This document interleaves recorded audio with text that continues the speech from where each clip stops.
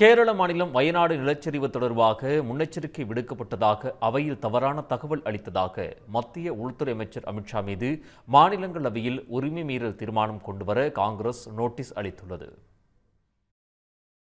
கடந்த 30ஆம் தேதி அதிகாலையில் ஏற்பட்ட இந்த இயற்கை பேரிடர் குறித்து 31ஆம் தேதி மாநிலங்களவையில் நடைபெற்ற விவாதத்தில் உறுப்பினர்களின் கேள்விக்கு பதிலளித்த திரு அமித்ஷா, உலகின் அதிநவீன முன்னெச்சரிக்கை அமைப்பு இந்தியாவிடம் உள்ளதாகவும் கேரளாவுக்கு கனமழை எச்சரிக்கையை மத்திய அரசு கடந்த 23ஆம் தேதியே வழங்கியதாகவும் கூறினார். எச்சரிக்கையை தொடர்ந்து தேசிய பேரிடர் படையின் 9 பெட்டாலியன்கள் நிறுத்தப்பட்டதாகவும் 24 மற்றும் 25ஆம் தேதிகளிலும் மீண்டும் எச்சரிக்கை விடுக்கப்பட்டதாகவும் அவர் விளக்கம் அளித்தார். 20 சென்டிமீட்டருக்கும் மேல் மழை பெய்யும், நிலச்சரிவு ஏற்படலாம், சேரும் சகதியுமாக மழைநீர் வரலாம், அதில் புதைந்து மக்கள் உயிரிழக்கக்கூடும் என்று தெரிவிக்கப்பட்டதாகவும் எச்சரிக்கையை தீவிரமாக எடுத்துக் கொண்டிருந்தால் நிலைமை மோசமாகி இருக்காது என்றும் திரு அமித்ஷா தெரிவித்தார்.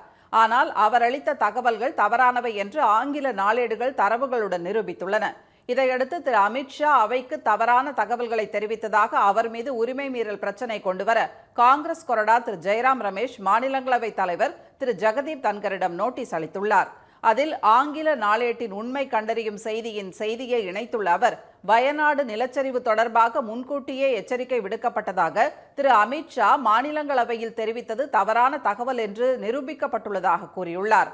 ஒரு அமைச்சர் அல்லது உறுப்பினர் அவையை தவறாக வழிநடத்துவது விதிமீறல் மற்றும் அவையை அவமதிக்கும் செயல் என்றும் கூறியுள்ள திரு ஜெயராம் ரமேஷ், அமைச்சர் மீது உரிமை மீறல் தீர்மானம் கொண்டுவர நோட்டீஸ் அளித்துள்ளதாக தெரிவித்துள்ளார்.